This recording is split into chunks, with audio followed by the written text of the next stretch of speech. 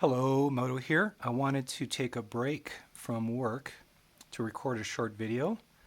I did take the wolf down anyway. I'm going to do some laundry, but this is a good time for an update. I've completely reworked kind of the way the skull was put together and closed up some larger gaps and seams. In doing that, it made the wolf's head a lot taller. So it still is broad at the bottom, but it's coming up at a higher peak, which I think represents the overall shape of a wolf a lot better. Just playing around by holding some ears on there, it's looking fantastic. So it's time to finally lock this thing down. And the main thing that I've done is built a much larger and taller base for it to sit on.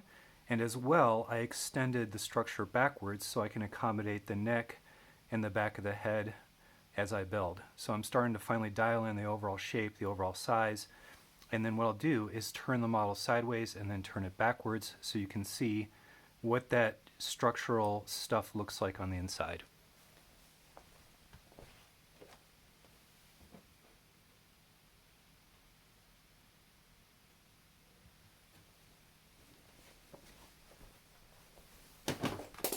So from the side, you can definitely see now how the structure has been extended back, pulling connections back and then raising the tower up quite a bit.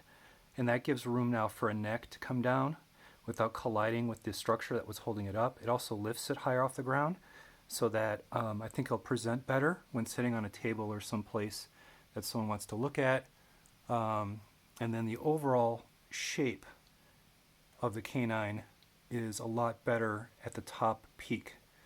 It's got that nice slant going to it, so I can continue the head backwards here, and just overall start to bring this thing together with a lot of plating to close it off. And I'll leave the back open because I think people are going to be interested in how this is put together. So I'm going to rotate it one more time and we'll take a look.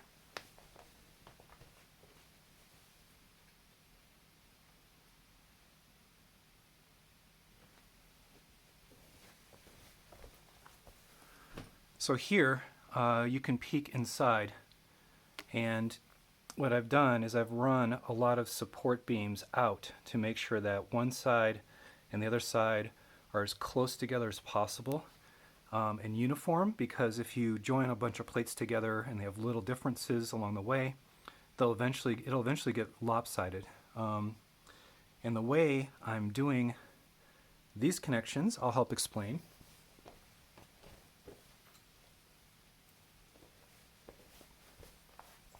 So let's take a look. This is your good old Mixel joint, but the toe ball is connecting into a technic pin. It's a technic pin piece with a toe ball joint. And by swapping out the standard Mixel connection with a technic pin, I can now connect it to technic bricks and then beef those up and then connect it back to the technic structure inside. And the method is pretty simple and straightforward, as you can see there. I just use longer plates and then I sandwich them off. So it makes kind of my own type of universal brick that you can see can be manipulated and moved around quite a bit. So that is what's happening on the inside. I'm going to try to just go hands-free and give you one last look in there. Redoing this thing took a long time.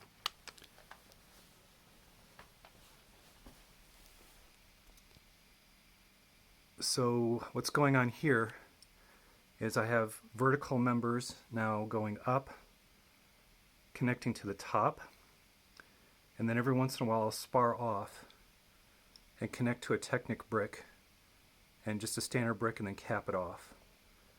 Sometimes this stuff gets really beefy, like in there. There's a 6 across, 2 bricks on either side. Here is kind of that same idea, technic brick, using the plates to cover the distance and then pinning it back to the technic structure. Extending this and putting it together, I can see there's a few gaps because I haven't crushed it back quite yet, was labor intensive, and the reason is, if you think about it, I built the structure back, assembled it, And then I had to disassemble the base when it was over there while holding the entire model with one hand and working one hand around to gradually disassemble this, disassemble the base, and basically put everything together while holding this thing up the entire time with one hand. And my arm got very tired. It took a long time to get it down in sort of a weak state, and then came back and reinforced it, so now it's pretty good and holds everything together. The other thing that took a long time was when the head got reshaped, it readjusted the position of the brow line right in here, and as well as it collapsed a lot of stuff, and these eyes are now completely, utterly difficult to put into place from the reverse side. It took a good 30 minutes just to get one stud to connect to the plate on the side. And I was trying to use forceps, and I couldn't even get the forceps in there. I just had to use my fingers and a lot of manipulation to finally get those eyes to sit in there.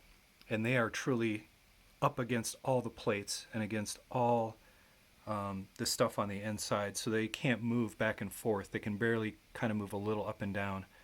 But just trying to rework the placement of that, and trying to get a really good stare. So you really want that wolf stare to be perfect, where the pupils and everything line up just right. And trying to get all these compound plates in here to give that eye its perfect look and feel, while still blacking out everything behind it, so they really pop off the eye socket. So that took a lot of TLC, a lot of manipulation, and I'm just thankful that I'm done with this, and these eyes better not pop out ever again, because it is a major wallop of work. The end effect is really good. So I think, yeah, it's time to just shape out the neck, shape out the head a little bit further so I can stick the ears on. And once the whole model is sort of structurally complete, then I can get into playing with colors and really surfacing this thing out with a nice wolf pattern. And of course working in the mouth and the teeth and blacking out the back of that throat. Alright, so that's where I'm at. Later.